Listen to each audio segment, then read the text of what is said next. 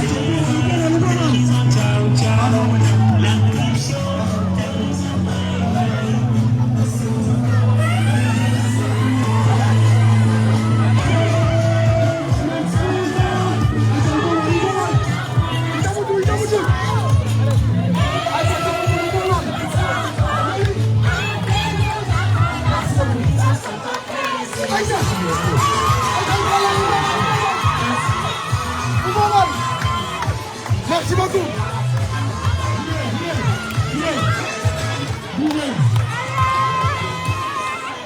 Assalamualaikum warahmatullahi wabarakatuh. Assalamualaikum warahmatullahi wabarakatuh. Moi, dama leen sant bu tuur. Ñu leen di ziar bu baax a baax. Ñu leen di ziar bu baax a baax di leen ziar. Ñu leen wax ne le président Ousmane Sonko est là à Diaby. Léegi, monsieur, na protocole ak acha tutaendelea kuwa na sawa sana imama maadwe kibikala kuna tungu presence Sonko kubenada musana responsable adumanda wala keti jabir ma senken dikas kedi jabir tout benada musana le président Sonko na wala besana imam mado brantu munura ami lemo bada ko chrétien ko mon courto di dineli n'est-ce pas merci beaucoup imam acha utantana wa senkanu lo suta imam na popia acha na imam mina diamo na Allah mori acha tamo أعوذ بالله من الشيطان الرجيم بسم الله الرحمن الرحيم إن الحمد لله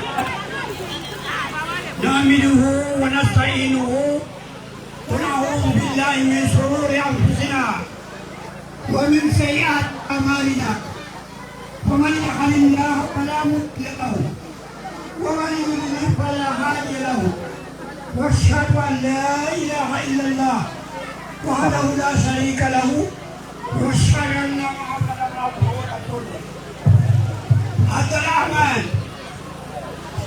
السلام عليكم ورحمة الله تعالى وبركاته.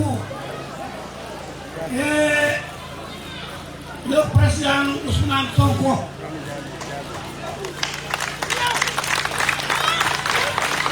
Vous préférez qu'un Upia pia kop ana jebe puri mo famano ko nana au uli sumoli sulla sumoli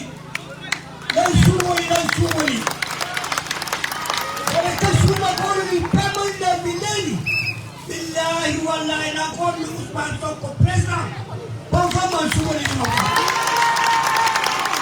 wala sumoli ko ya yuru proina ko kutulai Yo kani ne ki mama mara wa jole ku taliba ku le ku politique ya mi de famu ye tongo yo na ne mi ta yo mi ni zailu fi amri khalifatan atasielu man yufsidu wa man yufsu wa yafku tima wa nanu nahnu nukadulaka wa nukadislaka na ne mi de salami si malaikat mayo ne si malaikat ni tola tola bekan akilifa ni mofom si malaika zilizona beka na kilifa ni mofom wili si malaika siyajudi eka na kilifa ukakaje beka kaje nori mofom kaje ni kayo pasim ni mofom wili ko kala komi subhanallah alhamdulillah wala ilaha illallah allahu akbar yo yajudi dani haka ni mawani jebeka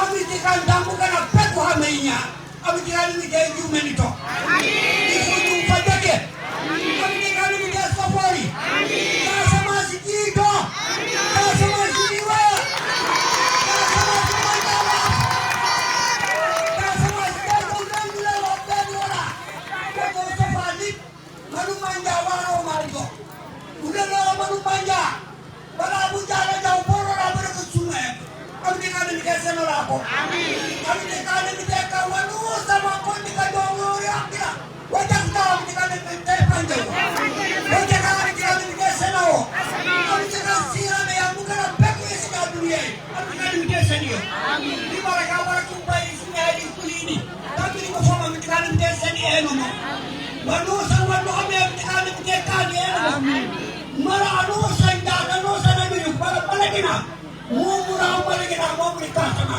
malagina mo mi mukara ko wato bukara da no sana mama tanaumi mara yang pula pora pula bai pada no san dalami gimula ni amti kana mi kana ni para yakila wa fa'ana makana aliyam amti kana mi kana eno ibaraka buri suki ibaraka bara ko fomu ibaraka bara ko badola ibaraka bara pa afan afu Ousmane Sonko ibaraka bara afan Bashir Kana eno namara dume mikasa maseno tadona kurwa bukame impingara pemu dere sileto Ousmane Bashir Sonko Bashir afam Bashir akambi makana eno goto jata nan yo pulu jaw param ko aje be ñu le tarawala am di ka ñak tarawala le no kana xam ni ñam diga dem seno sene tanke ba ka war ko foras ñawna allahumma salli ala sayyidina muhammad wa sallam. Allez, merci beaucoup Imam, merci beaucoup vraiment. Merci beaucoup vraiment 5 le soumet 5 Jack. Le coordinateur de Djabir, du celui de Djabir, Marémi.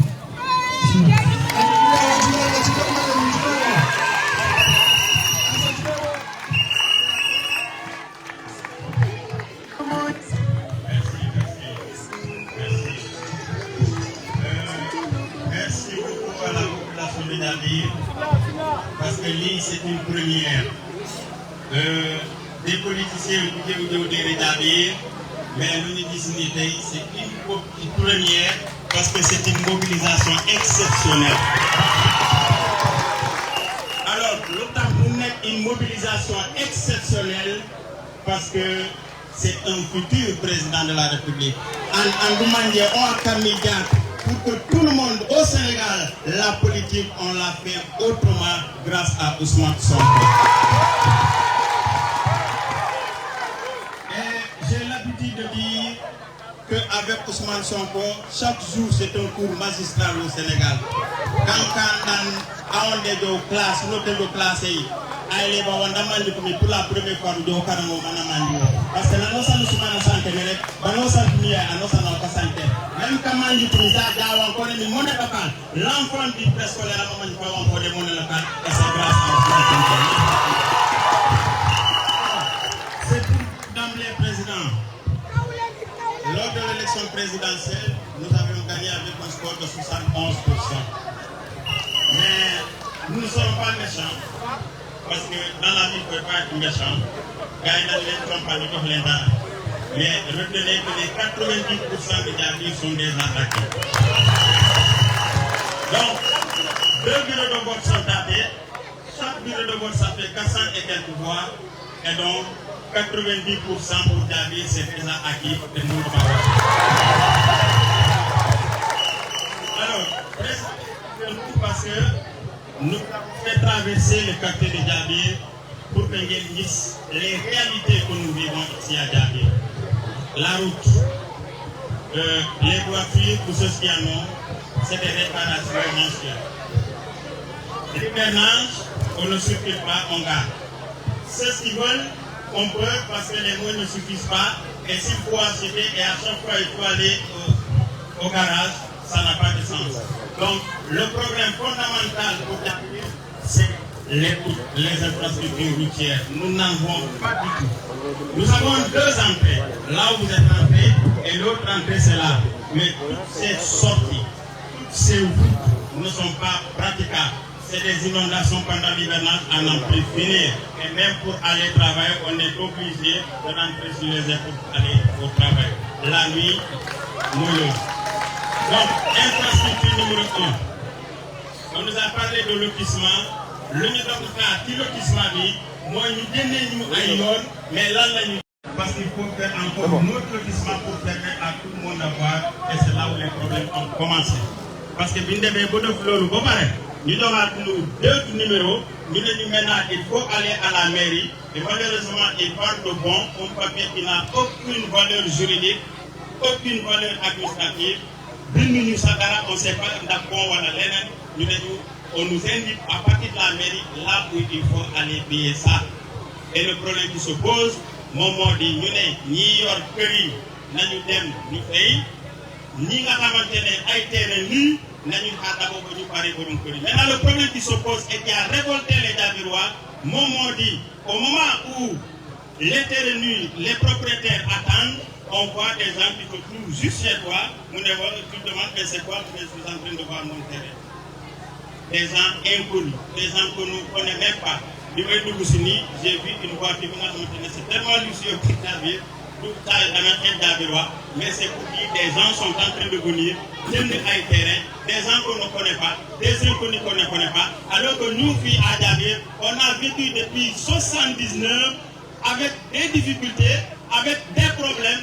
Je me rappelle en 79, on habitait tout près ici, on était les seuls de ce côté, mais pour Timis Doté, on est obligé de Dougoutibi parce qu'il y avait des serpents, on entendait les hyènes à côté, les lions à côté, mais avec ces psychoses, on a vécu, on a compris, on a vécu jusqu'à aujourd'hui que Diaby commence à développer, des gens qui viennent de l'extérieur, Nédani, Am, Pérenfi, Adabi, Telol, Koufi, Am. Alors, donc, le problème de lotissement, c'est une réalité. C'est un lotissement qui est mal fait. C'est l'accaparement de nos terres par des inconnus. C'est une vente illicite de nos terres, alors que ces gens-là n'ont jamais habité à Diaby. Donc, le lotissement de Diaby, comme nous l'avons dit, il faut nous un audit pour que les gens sachent exactement ce qui se passe à Diaby, parce que les gens ne sont pas prêts à céder. Et il y a une réalité sur le lotissement de Diaby. Deuxième problème, moi, l'hôpital, le dispensaire. Bon, poste de santé. Mais poste de santé, nous avons pratiquement dit. Donc, je ne vois pas poste de santé pour faire. Nous ne pas pour faire. Donc, il faut nous faire d'abord poste de santé. L'école, tout ce qui a été fait ici à l'école, c'est grâce à la mobilisation des ressources des parents. Peut-être avec quelques autorités, nous disons, nous demandons les. Mais voilà un cycle complet qui n'a même pas de bureau. Les fournitures, n'en parlons pas, parce que c'est à la mairie qu'on peut transférer de doter les écoles de fournitures. Et malheureusement, c'est nous les parents qui dotons l'école de fournitures parce que c'est nous qui payons pour nos enfants, ce qui est anormal. La case est tout petit, jusqu'à présent, il n'y a pas de terrain logé au sein de l'école par des abris provisoires. Benami, l'année dernière, on nous avait octroyé un CEL. On a fait des tractations auprès de la mairie parce que le promoteur était prêt à mettre en place pour qu'on démarre cette année.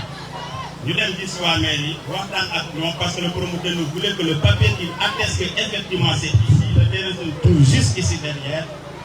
Mais depuis chaque jour, débat et bien, on n'en comprenait même pas jusqu'à présent, rien n'a été fait. Et donc, c'est un manque de volonté politique. Moi, ils ne considèrent pas Diaby parce que non, s'ils habitaient ici, le CN allait fonctionner. Et puisque c'est Diaby, jusqu'à présent, le CN n'a pas fonctionné. Maintenant, ils vont nous retirer le CN ou pas, on ne sait pas encore, mais le CN n'a pas démarré à cause de leur faute. Donc, ça aussi, c'est un grand problème qu'il faut régler. À Diaby, les femmes, les jeunes, la mairie a le devoir d'employer sa jeunesse, a le devoir de faire travailler ses femmes. Mais malheureusement, les femmes de Diaby, je ne vois pas quelqu'un qui dit mairie l'a éduqué. Et je ne vois pas des femmes de Diaby aussi qui bénéficient de ce qui doit sortir de la mairie. Ça aussi, c'est un problème qu'il faut régler. Le problème de Diaby, on n'en finira pas. Voilà. Si c'est un classement aujourd'hui, je dirais que Diaby, vous êtes dans un classement par rapport aux autres quartiers. Sur les 35 quartiers de Ziguinchor, Diaby, Momon est Ndarek, parce qu'il n'y a rien, absolument rien. En termes d'infrastructure, il n'y a rien. Pas de terrain de football. Le terrain de football, c'était le même problème avec l'école. Parce que quand on faisait des démarches pour le CM, on faisait les mêmes démarches pour le terrain parce qu'il fallait un papier qui atteste que c'est là et il faut commencer à travailler, à terrasser, à niveler, à mettre votre poteau, à faire tout ce qu'il faut pour que les jeunes commencent. Mais malheureusement, chaque jour à la mairie, on vous dit de nouvelles choses jusqu'à ce que vous ne fassiez rien. Donc ce manque de volonté politique, Diaby est prêt et a dit, parce que le président Diaby a voulu devoir depuis des années. Chaque année, mais je crois qu'aujourd'hui, comme dit le président Sonko, je crois que Diaby, le président Sonko a gagné à 88%.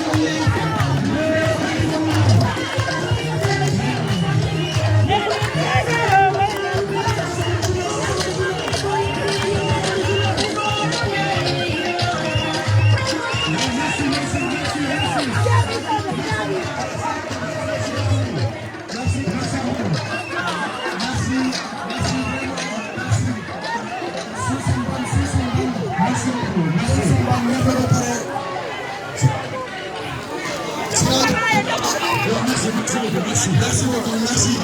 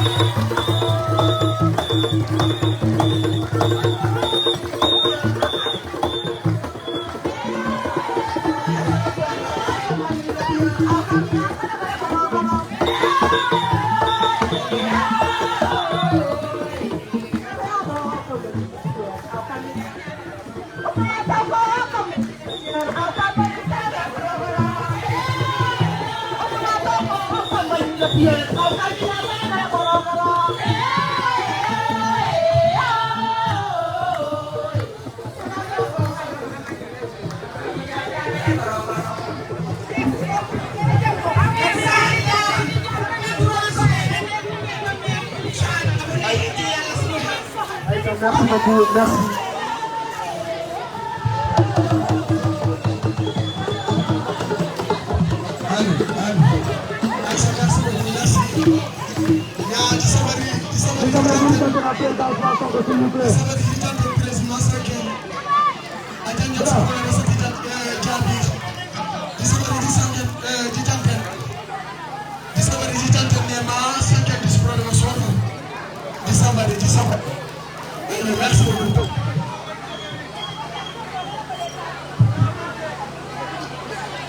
Assalamualaikum. Tiam kudinom umpam bisnyam Petit Jabir Ñombure Saf. Di safu di karesa kumbum. Dilan di safu di karesa keti koalisyon yooyu la Yammi Yewwi Askan Wi. Di saf particulièrement ku nekk ak Kami Taate. imam aya yandu karemi yoyen mi aya yati politique de Qur'an yi dane mi tay asanke di binane inni ja'ilun fil ardi khalifa al khalif ulatu khulafa'u Allahu fil ardi Makami Indira Pastef Makami Pastef Nokorut ni les autres partis politiques Fujuma Fololal les Fujuma Fati les autres partis politiques Nisaf Apalom Atiom Maleni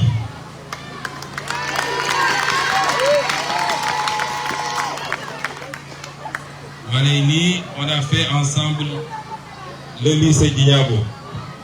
On a fait la même classe. Donc non Pio depuis 1993. Regarde.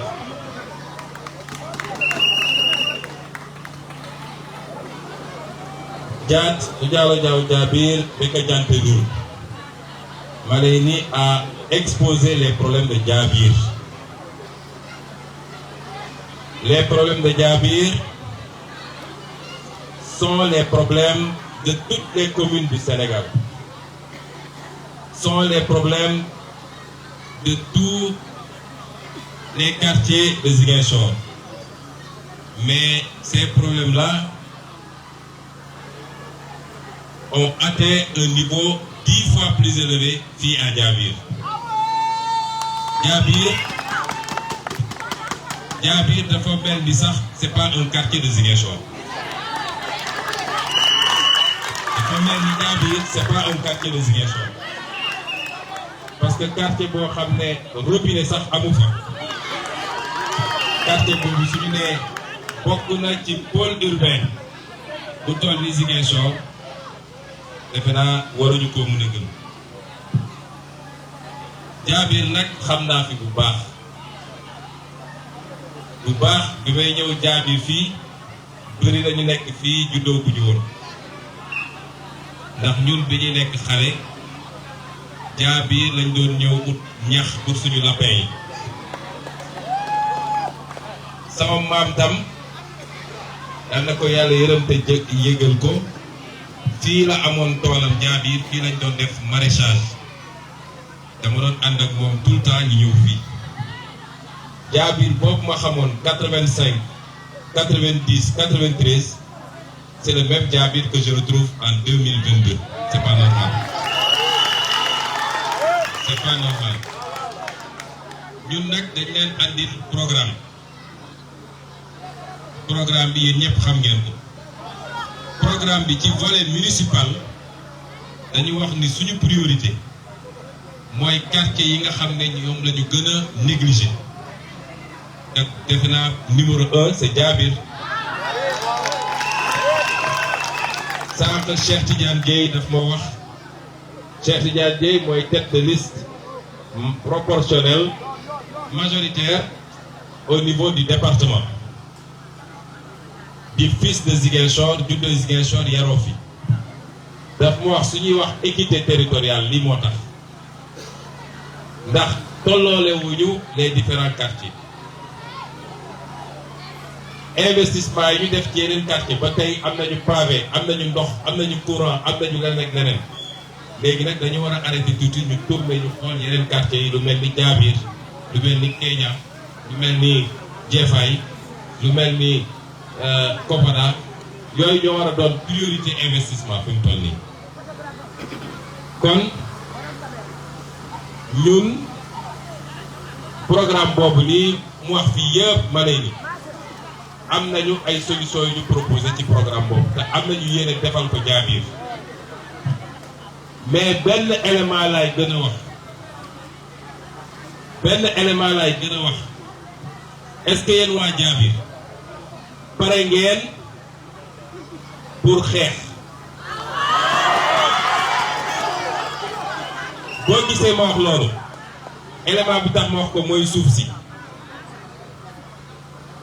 j'insiste beaucoup te dama bëgg li may wax préfet dégg ko gouverneur dégg ko Ablaye Baldé maire sortant mu dégg ko mais dama bëgg Sénégal yëpp tam dégg ko Sénégal yëpp parce que dañuy gis problème bu am ñu koy seetaan ba deret tuuru wala ba bakkan daanu fa te ñaanuñu ko yàlla ñuy doog a wax li may wax nii problème général la au Sénégal noonu la amee Dakar noonu la amee feneen ak feneen mooy li ñuy wax la spoliation foncière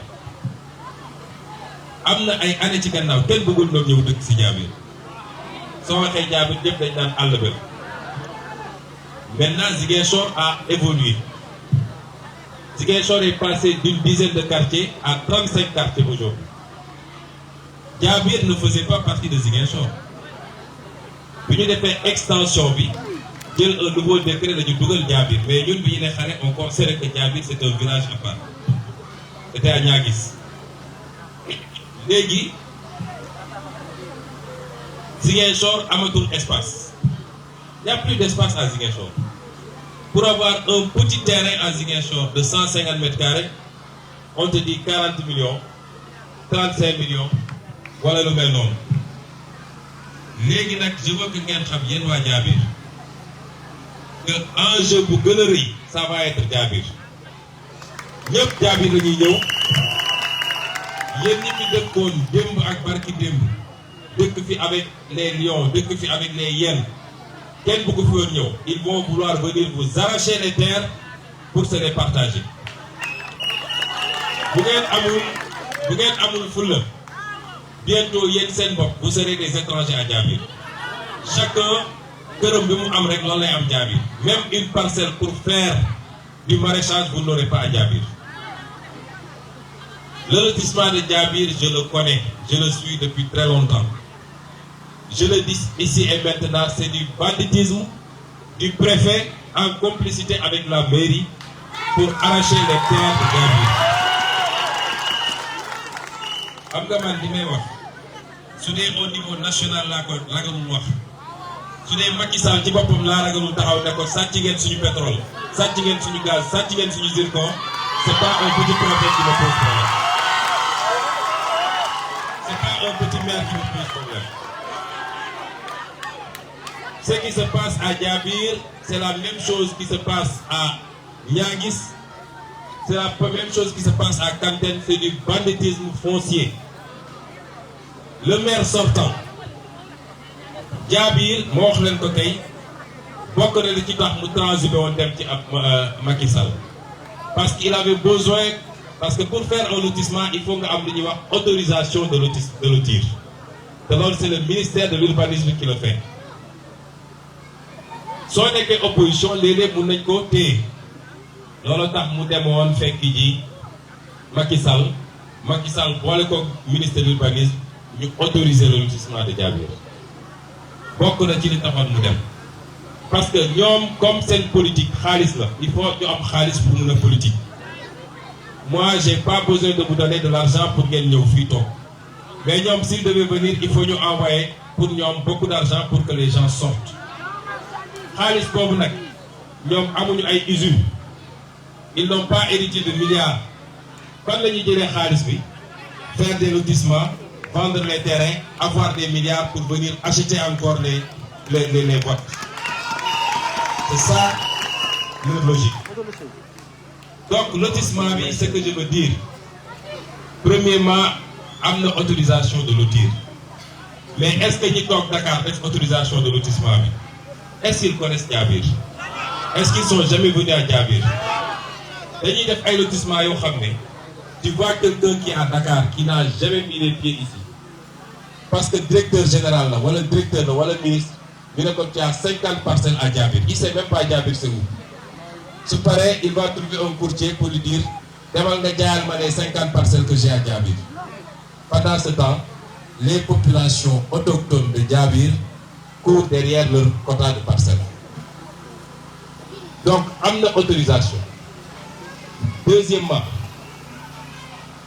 ñoom biñ koy def ñëw nañu waxtaan ak yéen je crois am na ay quotas yu ngeen d'accord quotas yi c'était surtout pour verger yi 70% ou 60% pour le propriétaire du verger et 40% ou 30% pour la municipalité.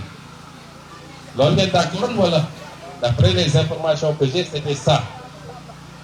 Pourquoi ñu dem ba ci biir le préfet dit que les populations waruñu am 60% wala 70%, que le quota des populations c'est trop. Au nom de quoi le préfet se permet ça? Alors qu'il y avait un accord. Mais balaa ñuy jël terrain yi di ko jaay di ko jox ñeneen parce qu'ils vont vendre les terrains mais joxal les populations locales ñu am seen quota. Lii ils aménagent pour pouvoir avoir des espaces maraîchers. Lii ils aménagent pour pouvoir cultiver pendant l'hivernage.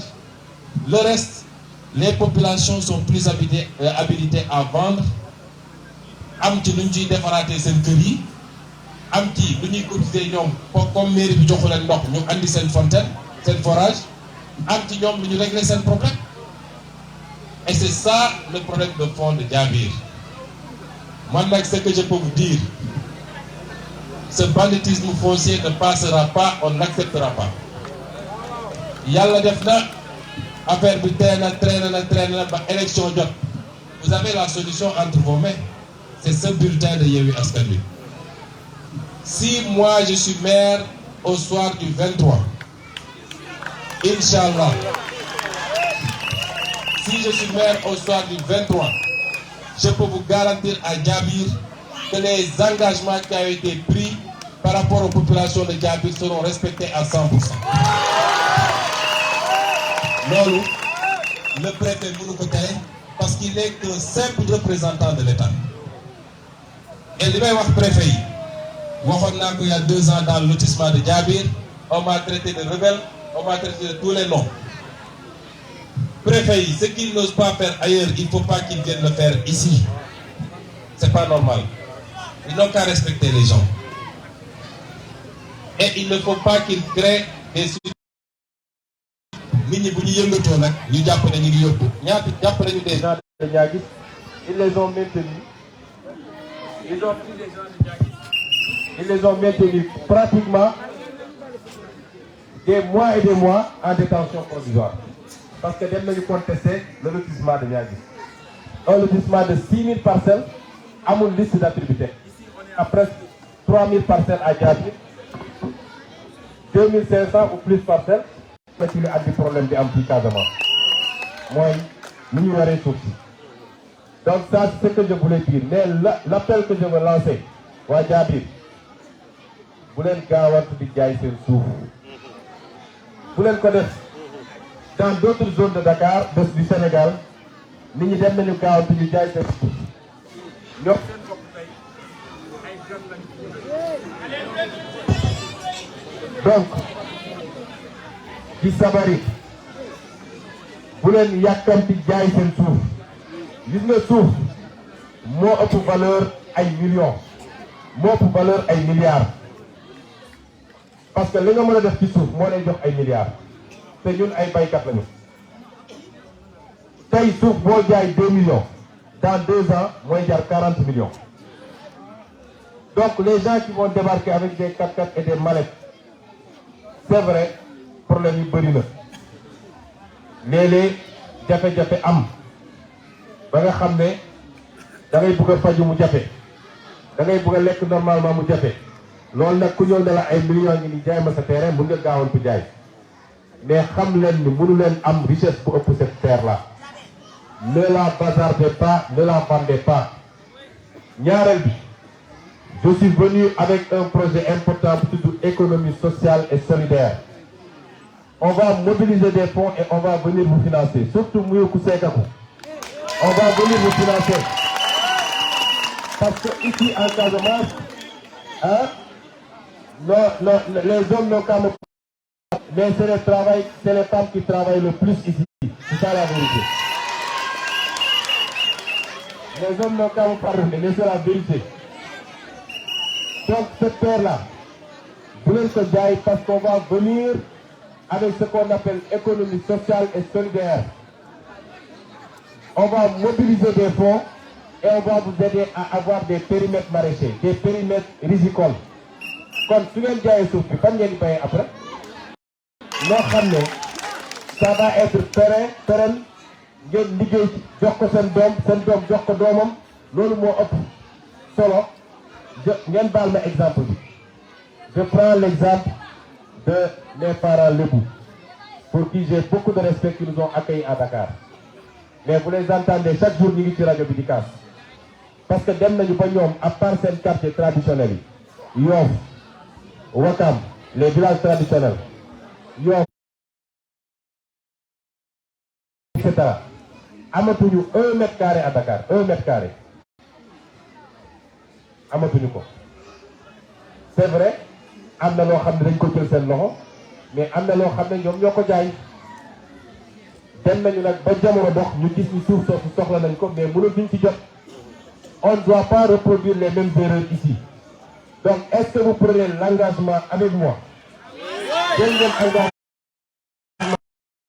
jox ñu mooy suñu première richesse te xamuñu ndax ëllëg yàlla du dox ba ñu ne suuf si am na pétrole ci suuf wala am na gaz ci suuf wala am na zircon ci suuf donc ne vendez pas cette terre téye leen ko ñu ut ay financement on vient ensemble on travaille et on construit notre Casamance on produit de la valeur ajoutée loolu laa bëgg ngeen d'accord foofu nag pour tout le reste nag dellu remercier Diabir ci confiance bi ñu amoon ci ñun ci élection présidentielle loolu sori na trop ci ñun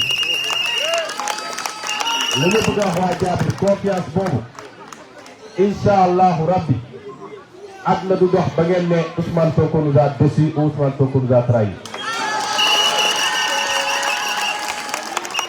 parce que ñun dañoo dugg ci politique pour servir nag nous sommes là pour servir l'Afrique parce que nous sommes des panafricains Afrique la ñu gëm frontière ñii tubaab bi moo ko fi teg mais Casamance ak Guinée-Bissau benn la Casamance ak Gambie benn la Sénégal ak Gambie benn la kon ñun on a une vision africaine on est là pour servir le Sénégal parce que sama yéene man je suis revenu à la maison pour servir ici mais sama yéene c'est d'être président de la République en 2024 c'est ça donc am yéene servir Sénégal mais am yéene balaa ngay avant de balayer très loin il faut balayer chez soi d'abord moo tax ñu ne Casamance donnez-nous la Casamance je n'ai pas dit donnez-moi la mairie de Ziguinchor c'est un petit élément ci man on a dit donnez-nous la Casamance on crée une intercommunalité de toutes les communes du Boulouf, du Fogny, du Kassa, des Kalounaï, de toutes les communes du département de Ziguinchor, nous créons une intercommunalité forte sur la base du programme Broc qu'on vous a présenté. En un temps record, on va développer la Casamance. J'insiste sur ça parce que ici on est à Diabir. Mais quel nous connaît Tien? Boukaykati Fogny, Boukakoukati Kalounaï, ainsi de suite, ainsi de suite. Chacun d'entre vous na woo waa dëkkam da ngay campagne fii mais da ngay campagne sa dëkk nga woo sa waa dëkk nga wax ak ñoom parce que Macky Sall benn objectif la am mooy lu muy fexee ba Ousmane Sonko perte Casamance parce que c'est-à-dire que si Ousmane Sonko perd la Casamance il perd le Sénégal et c'est fini est-ce que la Casamance va l'accepter waaw donc ñu ngi leen di gërëm di leen sant di wax ni kontaan nañu trop.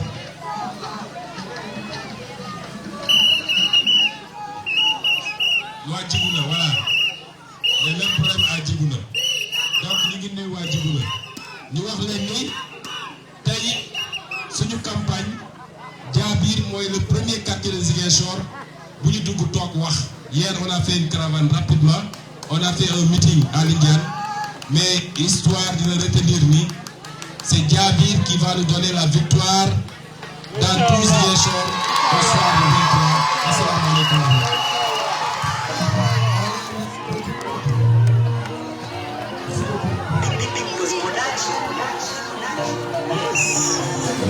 Yes, baby.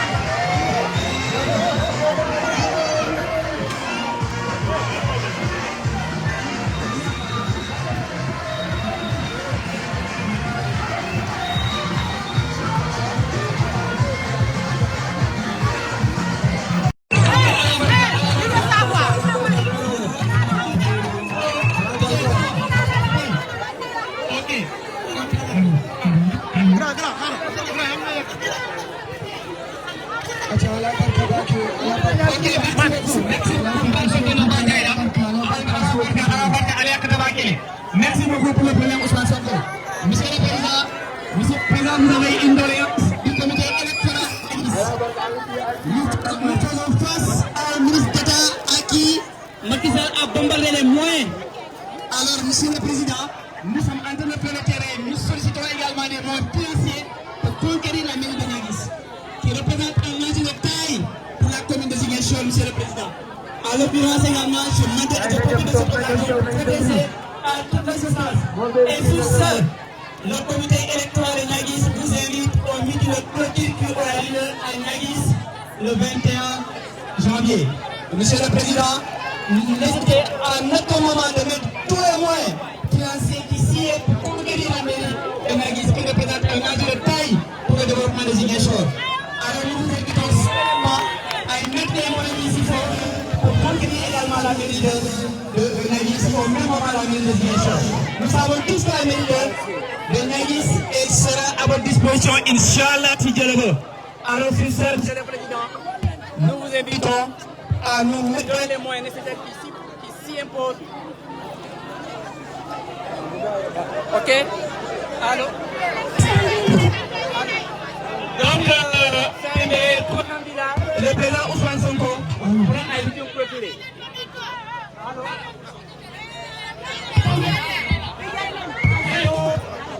Allô? Allô? Comme on a parlé nyami, nae bandi diamola, babla la ay dunga dana ani jambano ko panda sorketo, ngamuru nga na kacha continue, nae bandi na nato nga dana. Donc, Monsieur le Président Ousmane Sonko, albulo kusi bagé, albulo kusi pour dana bulo tala, à part le tala. OK?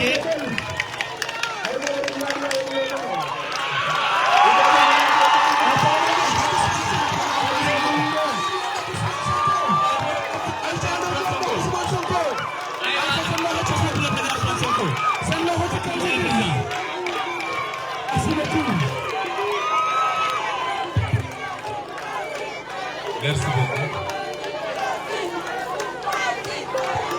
Merci beaucoup. Waa Niaguis. Merci beaucoup waa Fanda. ci accueil bi.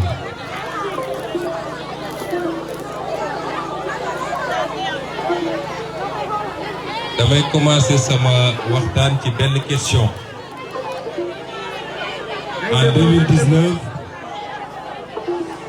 En 2019, commune Niaguis dafa voté majoritairement pour le candidat Ousmane Sonko à l'élection présidentielle. La même commune de Niaguis, est-ce qu'en 2022, pare ngeen pour voter contre Ousmane Sonko?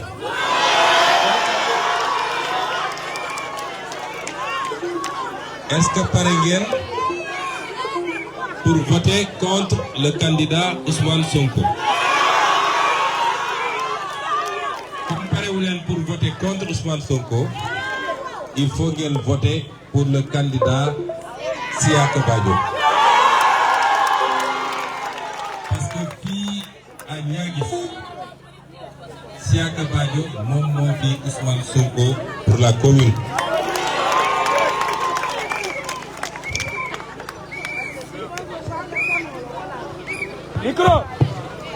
li may wax dafa am solo parce que am na ñuy ñëw ñu ne leen élection bi ak élection bële bokkuñu.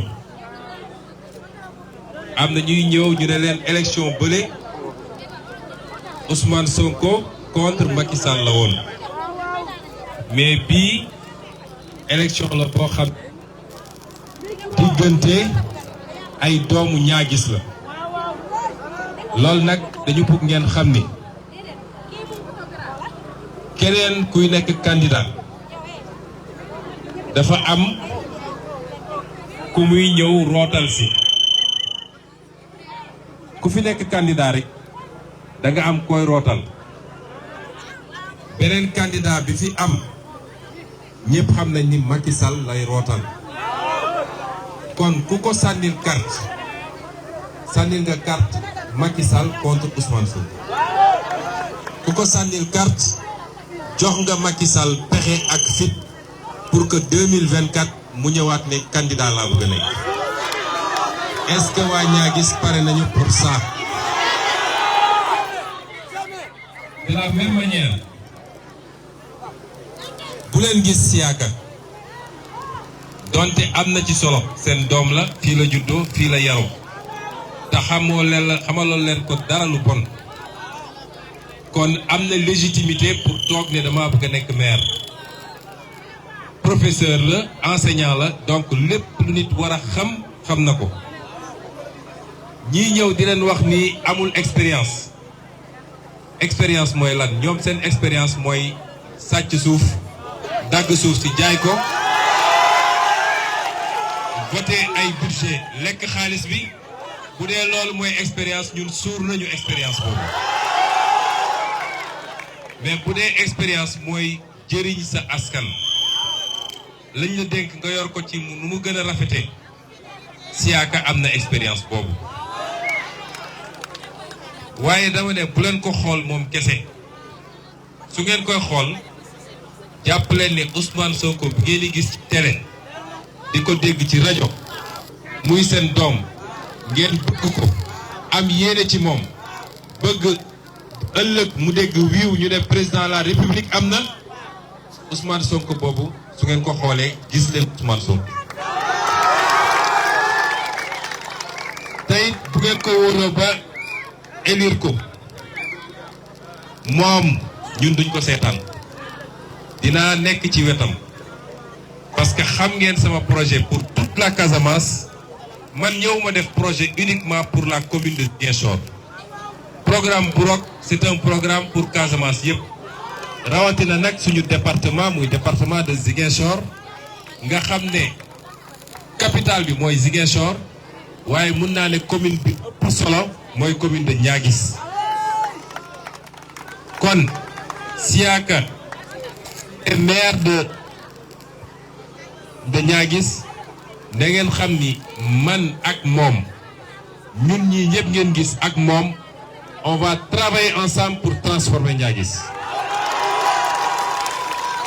kon jàpp leen ni man it dinaa nekk maire de Niaguis docteur Cheikh Tidiane Dièye dina nekk maire de Niaguis le président du conseil départemental dina nekk maire de Niaguis ñi ñu àndal ñëpp ñoom Abdou Sané ñoom toute l'équipe recteur Diédhiou Mandiang ñun ñëpp on va faire un bloc di toog di waxtaan def lu ñuy wax intercommunalité mooy jumelage bi am diggante toutes les communes ñu boole suñuy moyens liggéeyandoo parce que mënoo développer Niaguis sans ADN mënoo développer Boutoupa Camaracounda sans Niassia il faut que ñu boole yëpp moyen boole suñu xam-xam liggéeyandoo développer le département kon vous ne votez pas seulement pour Siaka mais da ngeen voter pour une équipe boo xam ne man mii yàlla def na maa jiite équipe boobu te su ngeen ko wóoloo weer wu ne di ngeen ma gis fii ñaa gis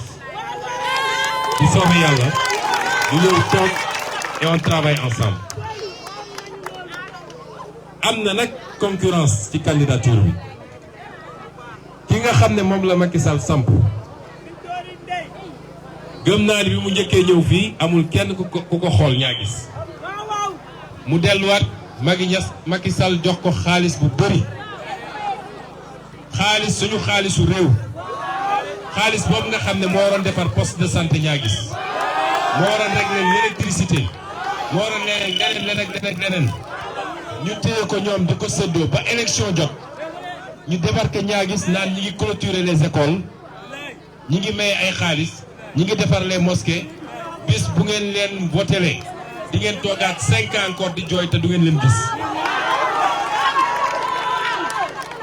dafa jot sénégalais yi yeewu dafa jot Casamance yeewu mais dafa jot yéen waa ñaagis ngeen xam ne li defar ñaagis du jóge ci asamaan si di jóge ci Macky Sall mi ngi ci yéen seen loxo yéen kon leneen li ma bëgg a yokk mooy ngeen xam ni ñaagis enjeu bu rëy la ñaagis yéen doomu ñaagis yéen a xamul de mais ñaagis enjeu national la enjeu international la xam ngeen ndax lan Macky Sall daf fi andi benn projet jàpp naa ni ci projet yi moo mës a dégg yëpp projet boobu la ne kii leer na ma ni projet bu baax la mooy lu ñu tuddee agropole sud ñu war ko def fii Adéane projet boobu projet bu baax la man mii su ma nekkoon président de la République bokk na ci projet yu may njëkk a def agropole ci la bokk ndax mi ngi sama programme 2019 xam naa sax fa la jëlee xalaat bi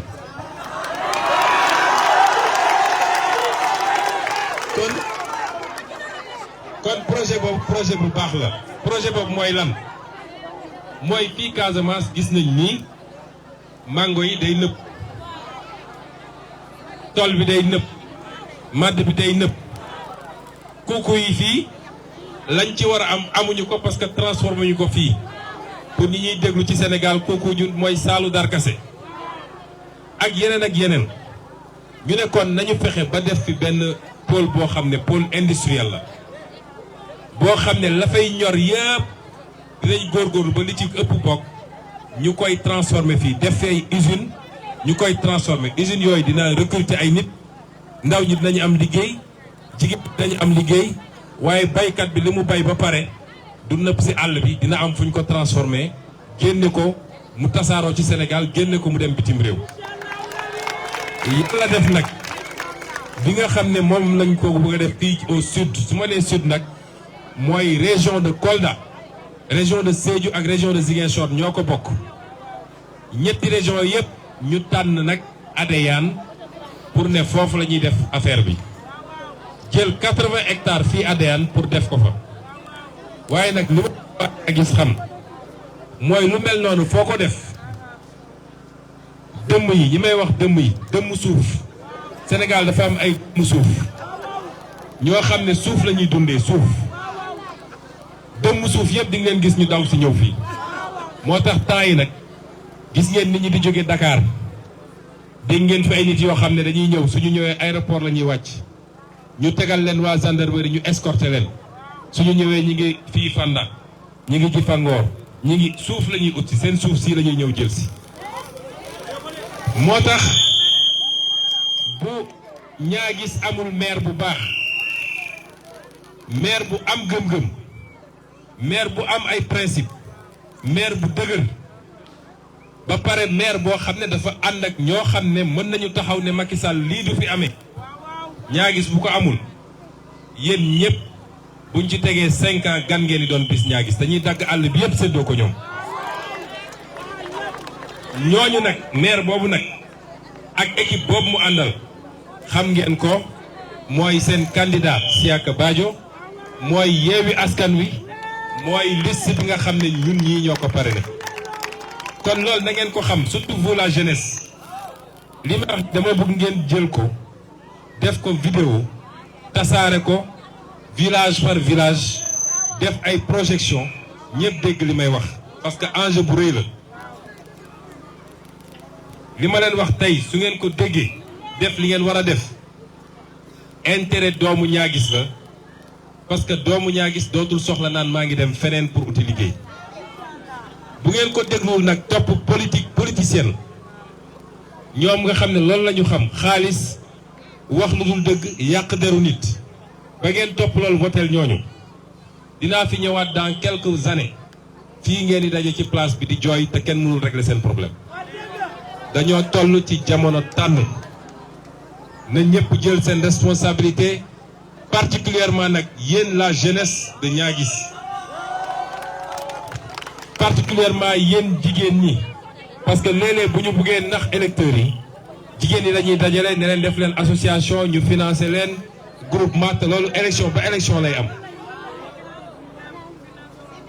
lii nga xam ne moom la ñuy tànn le 23 janvier seen avenir la waaye gis nga avenir u xale yii la ñii dans 20 ans ban Niaguis lañuy fekk fii mi ngi seen loxo yéen ci bulletin bi ngeen di dugal le 23 janvier ci urne bi man de je peux di ma leen mën a garantir bu ngeen dugalee bulletin Yewwi Askan Wi man Ousmane Sonko maa leen garantir ci kàttanu yàlla ni que li xew feneen ak feneen tey ci suba jaabir laa jóge problème mu suuf laa fa fekk fii Niaguis def nañ fi lotissement boo xam ne 6000 parcelles la 6000 lotissement boo xam ne jaarul yoon lotissement boo xam ne ba léegi nii même waa impôt mënuñu leen wax liste ñi ñu jox terrain yii la pourtant nit a ngi toog Dakar nekk directeur des impôts wala directeur général ñu ñëw ne ko fële Niaguis foo xam ne moom xamu fa mosu faa dem ñu ne ko Niaguis am nga fa 100 parcelles mu wërbati ko ut ay nit ne ko dem leen jaayal ma sama 100 parcelles Niaguis boobu temps yéen doomu Niaguis yéen a ngi toog fii toog te gisu leen dara loolu mooy enjeu élection bii bu ngeen ñu wóoloo nag su ma nee bu ngeen ñu seen candidat la waaye man maa ko cautionné man ak ñi ma àndal bu ngeen ko wóoloo fu muy teg tànkam dinañu toog waxtaan ci diisoo ci la nga xam ne am nañ ko ci xam-xam ak ci gis-gis dinañ ko bokk ak moom ba nga xam ne waa Niaguis dinañ gis seen bopp ci li nga xam ne moom lay Niaguis wërsëgalee moom la yàlla wërsëgalee Niaguis su may daanelee nag li tax Niaguis am solo ci ñun nee naa leen sama programme bu rok liggéey la woote liggéey boobu nag dafa laaj la ñu am Sicoor am ko fii Niaguis am ko Adéane am ko Enampor am ko Boutoupa Camaracounda am ko Niassia loolu yëpp ñu boole ko def ay programme économie sociale et solidaire bi ma andi mooy jigéenu Niaguis jigéenu Enampor jigéenu Ziguinchor keneen ak keneen dañ leen di boole ñoom ñëpp ci benn programme bu yaatu boo xam ne nu ñuy def ba di leen financer ñu liggéey ci mbay mi liggéey ci yeneen liggéey ñuy liggéey ba mënal seen bopp noonu lañ ko bëgg a defee avec la jeunesse de l'ensemble du département loolu nag pour mu am dafa am une condition mooy il faut ni ñu yaakaar ni dinañu gagner Ziguinchor ci kattanu yàlla ci lu yomb il faut ñu am assurance ci yéen waa Niaguis que di ngeen ñu wóolu ba ñu Niaguis jox ñu feneen ak feneen xalaat yi ñu am pour defar Sénégal xalaat yi ñu am pour defar Afrique ñu commencé ko fii Casamance ñëpp gis résultat bi est-ce que pare ngeen pour loolu. kon ñu ngi leen di gërëm di leen sant di leen wax nag ni donte meeting d'ouverture la lu ñuy ubbi rek la waaye li ñu waxtaanee fii maa ngi koy ñaan le candidat di ko ñaan son équipe de communication jël leen ko def ko ay capsule ak ay vidéo fu nit nekk ci Niaguis na ngeen ko jox dem leen def des projections su ngeen dajalee nit ñi def leen projection ngeen jox ko ba ku dëkk Niaguis rek village par village mu comprendre âge de élection yi c'est quoi ñu ngi leen di gërëm di leen sant asalaamaaleykum wa rahmatulah.